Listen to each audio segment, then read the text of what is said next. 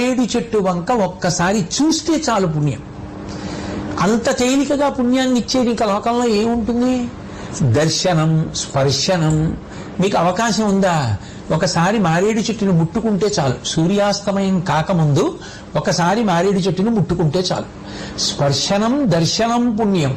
ఇక అవకాశం ఉండి దానికి ఒక ప్రదక్షిణం కూడా చేస్తాను అంటే ఇంకంతకన్నా భాగ్యం ఏముంది?